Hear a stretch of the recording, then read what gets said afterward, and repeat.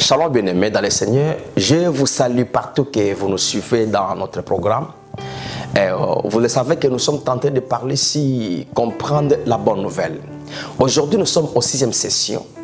Et notre 6e session se focalise sur la spécificité de la bonne nouvelle. Alors, nous allons voir quelques écritures de la Bible. Jésus nous a parlé d'une chose très capitale à comprendre. Mais prenons ce que nous avions étudié la fois passée. Nous avions dit que la bonne nouvelle se centralise sur Jésus, rien que Jésus. Et pas seulement le nom de Jésus, mais tout ce que Jésus a accompli par sa souffrance, par sa mort, par son ensevelissement, par sa résurrection et par son assis dans le trône de gloire. C'est ça qui compose l'évangile. Et c'est ça qui donne la foi et qui sauve les gens. Alors, c'est là même nous devons comprendre que si nous ne nous focalisons pas sur la spécificité de la bonne nouvelle, alors d'autres choses peuvent empêcher le salut de beaucoup de gens. Et d'autres choses qui peuvent être crues ou proclamées peuvent aussi empêcher la croissance de la vie des gens ou bien le changement de vie. Parce que écoutez une chose. Paul avait dit, si les gens vous annoncent le message hors de ce que moi je vous ai annoncé, il vous trouble, ou il vous met dans la confusion. Or, nous avions étudié quel était le message, quelle était la bonne nouvelle que Paul a annoncée. Nous avons pris ça dans Actes chapitre 20. Maintenant, parlons maintenant de ce que Jésus avait dit. Prends avec moi dans l'évangile de Saint Matthieu, au chapitre 24, et prenons le verset 14. Cette bonne nouvelle du royaume sera prêchée dans le monde entier pour servir de témoignage à toutes les nations. Alors viendra la fin. Cette bonne nouvelle, si vous analysez très bien la Bible, Jésus a utilisé l'adjectif démonstratif en disant cette, donc il a spécifié. Il n'a pas parlé n'importe quoi que les gens peuvent dire, mais il nous a alignés. Il nous a mis dans un chemin de savoir quoi proclamer.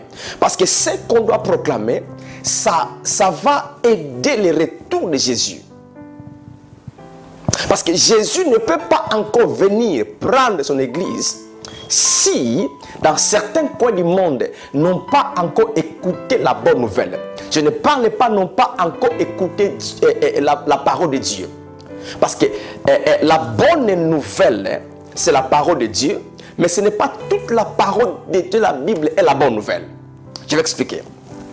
Quand vous prenez les paroles que Moïse avait annoncées à Israël, il a donné la loi à Israël. La loi de Moïse, ce n'est pas la bonne nouvelle.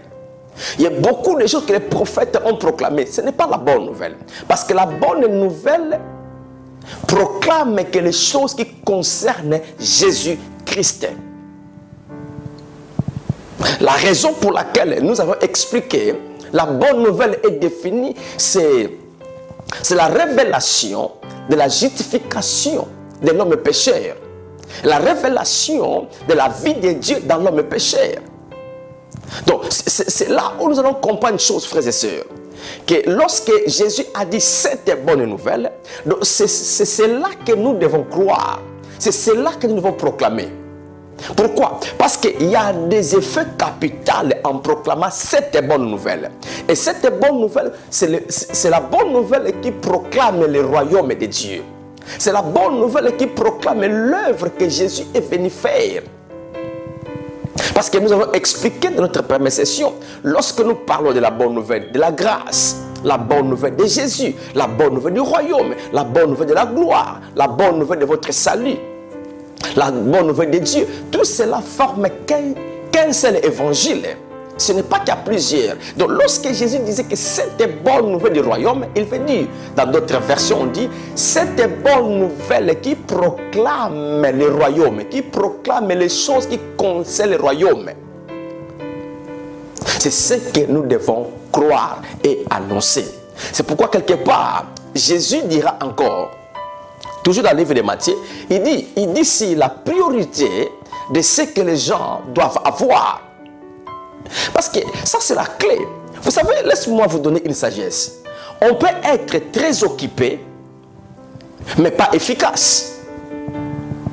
On peut se donner à beaucoup lire, mais on lit les choses qui ne sont pas correctes. On peut connaître beaucoup de choses, mais ce qu'on connaît là n'est pas correct. C'est pourquoi il faut faire attention. Quelle est la mission que vous êtes dans d'accomplir? Vous pouvez accomplir une bonne mission, mais qui n'est pas correcte. Vous pouvez faire un grand travail, vie, que les gens peuvent voir, un grand travail, mais le travail est bien, mais le travail n'est pas correct. Parce qu'il y a toujours une différence entre ce qui est correct et ce qui est bien. On peut prêcher la parole de Dieu, on peut avoir tout ce qu'on peut avoir en proclamant la parole. Mais est-ce que c'est correct? C'est pourquoi le maître avait dit, cette bonne nouvelle. Là maintenant, Jésus dit encore dans Matthieu chapitre 6, vous connaissez le verset. Quand il dit c'est la priorité de Dieu, la priorité de Jésus, pour les gens. Écoutez ce qu'il dit dans Matthieu 6, 33. Qu'est-ce qu'il dit? Matthieu 6, 33. Il dit, cherchez premièrement son royaume et sa justice. Cherchez premièrement le royaume de Dieu et sa justice. Quand on dit premièrement, c'est la priorité. C'est quoi la priorité? C'est ce qui est premier sur tous les premiers. C'est clair, non? C'est ce qu'on focalise, qu'on se focalise premièrement. C'est ce qui est primordial. La priorité. C'est là où Jésus a dit, premièrement, cherchez quoi? Le royaume et la justice. Oh, le royaume, c'est quoi? C'est la proclamation de la bonne nouvelle. La justice, c'est la proclamation de la bonne nouvelle. Parce que lorsque nous proclamons la bonne nouvelle, nous parlons de la justice de Dieu. Je crois que nous avons expliqué ça dans Romains chapitre 1, le verset 16 à 17. La bonne nouvelle nous révèle la justice de Dieu.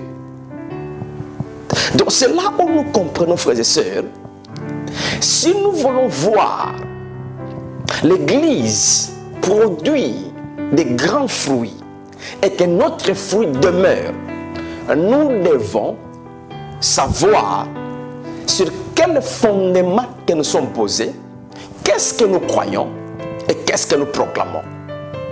Parce que la priorité de Dieu, de Jésus pour l'humanité, c'est que l'humanité doit connaître la bonne nouvelle du salut, la bonne nouvelle du royaume. C'est ce qui est la priorité de Dieu pour l'humanité. Pourquoi? Parce que Dieu le sait. Lorsque nous proclamons certaines choses qui ne sont pas alignées à la priorité de Dieu, cela n'amène pas les gens à retourner vers Dieu. Parce que ce que Dieu veut quoi? Il veut que le monde se réconcilie avec lui par le travail de son Fils Jésus. Parce que ce que Dieu a fait, maintenant il veut que le monde retourne. Dieu l'a déjà fait, mais il veut que le monde croie. Mais comment les gens croiront si on ne leur parle pas de la spécificité de ce que Jésus a fait? Donc c'est là où maintenant nous devons comprendre. Écoutez, laisse-moi dire ça. Les démons existent. Le diable existe. Toutes ces choses-là, les liens, les hôtels, la malédiction, toutes ces choses-là que les gens peuvent citer, ça existe et ça fonctionne. Oui, ça fonctionne. Mais ce n'est pas le problème des enfants de Dieu. Notre préoccupation, nous, enfants de Dieu, c'est de connaître qu'est-ce que nous avons cru. Où nous sommes. Nous sommes dans les territoires qu'on appelle le royaume de Dieu. Et là où nous vivons, c'est là où nous sommes nés. Nous ne sommes pas nés dans le monde, nous sommes nés dans le royaume de Dieu. Or, dans le royaume de Dieu, c'est là où nous avons la présence de Dieu. Dans le royaume, notre territoire, c'est là où nous sommes les citoyens du royaume. Le roi dans ce royaume-là. Et dans ce royaume-là, il n'y a pas les démons, il n'y a pas la malédiction, il n'y a pas les liens, il n'y a pas les hôtels, il n'y a pas ce qu'on peut citer négativement. Non, il n'y a pas. Nous sommes dans ces lieux-là, c'est la maison de Dieu. Alors normalement, tout celui qui est devenu enfant de Dieu, il devait focaliser sa connaissance en étudiant le royaume. La raison, si vous lisez le Nouveau Testament, vous lisez les paroles de l'apôtre Paul, lui qui nous a écrit une grande partie du Nouveau Testament, vous allez voir que l'apôtre Paul nous a écrit la beauté de l'évangile en nous montrant les principes du royaume. Donc, si vous lisez bien l'apôtre Paul, il nous montre seulement qu'écoutez, nous sommes les enfants de Dieu. Nous avons été déjà libérés, délivrés déjà. Nous sommes les victorieux. Écoutez, nous sommes déjà en paix avec Dieu. Nous sommes déjà bénis. Écoutez, nous sommes plus forts que le diable. Le diable est sous nos pieds. Donc, vous allez comprendre que l'apôtre Paul nous enseigne sur les principes qui parlent de la vie que nous avons déjà en Christ. Normalement, c'est ce que nous avons besoin, nous, enfants de Dieu. Parce que le grand problème, c'est quoi? Lorsque quelqu'un devient enfant de Dieu, mais sa connaissance, c'est la connaissance toujours du monde, des choses anciennes. Alors, malgré enfant de Dieu qu'il est, il ne va pas développer sa foi, sa connaissance, et il ne saura pas vivre la vie qu'il a en lui, les Zoé là. C'est pourquoi si vous lisez, l'apôtre Paul dit dans Galates chapitre 4, il dit, aussi longtemps que l'héritier de Dieu est encore immature, bébé, il ne diffère en rien d'un esclave, quoique il soit le maître de toutes choses. C'est ça qui est tenté de tourmenter la vie de beaucoup de gens. Et nous allons comprendre une chose. L'Église est en train de se préoccuper à connaître certaines choses qui ne sont pas essentielles, qui n'aboutira pas notre vie quelque part, qui ne nous aidera pas à vivre ce que nous avons déjà reçu en Christ. C'est pourquoi j'avais dit, nous perdons le temps en étudiant beaucoup de choses qui ne sont pas correctes. Nous passons le temps à faire des combats sur certaines choses qui ne sont pas correctes. Nous sommes dans le royaume, nous sommes les enfants de Dieu. Maintenant, ce que nous avons besoin, c'est de connaître comment la vie que moi j'ai en Christ fonctionne. Comment la vie dans le royaume fonctionne. Je connais que le démon existe, mais le démon n'est pas la part de ma vie. Je connais que j'avais des liens, mais le lien n'est pas la part de ma vie.